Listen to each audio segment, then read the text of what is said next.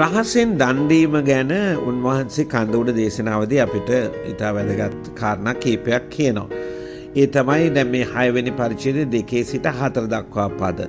එබැවින් නුඹ දන් දෙන කල්ලි මිනිස්යන්ගෙන් ප්‍රශංසා ලබන පිණිස සිනගෝගවලදීත් වීදිවලදීත් වංචාකාරයන් කරන්නාක් මෙන් නුඹට පෙරටුවෙන් හොරණෑවක් නොපිබින්න සැබෑවක් නුඹලාට කියමි.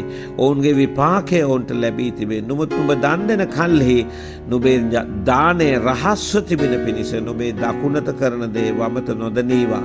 එවිට රහසින් දකින නුඹේ පියාණන් වහන්සේ නුඹට විපාක දෙනසේක්වා.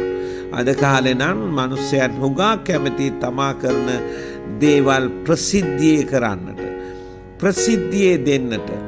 ඒකට හැම අතකින්ම හොරණෑ ගහලා, පීකර් දාලා, පෝස්ටර් ගහලා තමා මේ වගේ දෙයක් කරන්න යනවා කියලා අර බෙදා දෙන තරමට වඩා තමාගේ ක්‍රියාව පිළිබඳ ප්‍රසිද්ධියට පත් කරන්න අතිවිශාල ධනස්කන්ධයක් වැය කරනවා.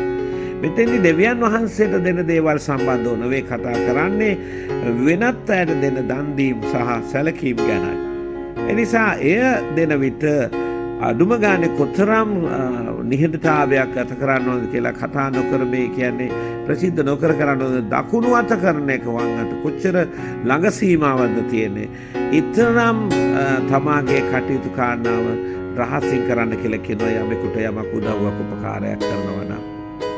එවිටයි දෙවියන් වහන්සේ විපාක දෙන්නේ. සමහරවිට අපි බොහොම ප්‍රසිද්ධිය ගන්නට පින්තූර වලට දාගෙන මේවා කටයුතු කරන්න බලනවා. හැබැයි එහෙම කරන එකට විපාකයක් ලැබෙන්නේ නැත්නම් ඒතර ප්‍රශ්නයක් තියෙනවා. නමුත් ජේසුස් වහන්සේ කියන්නේ ඔබට මට දන් දෙන කල, මිනිසුන්ට සලකන කල ඒ රහසිගතව සිට කරන්න කියලා.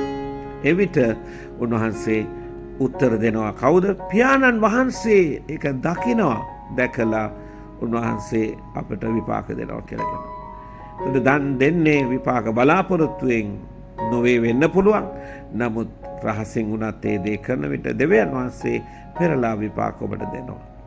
දීලා බලන්න, කරන දේ රහසිගතව උන්වහන්සේගේ ගෞරවය විතරක් සොයන්න. එවිට ස්වාමින් වහන්සේ ඔබව බොහෝ සෙයින් ගරු කරනු ඇති. ඔබට විශාල ලෙස ආශිර්වාද ලැබේවි. ඔබට ජේසු පිටයි.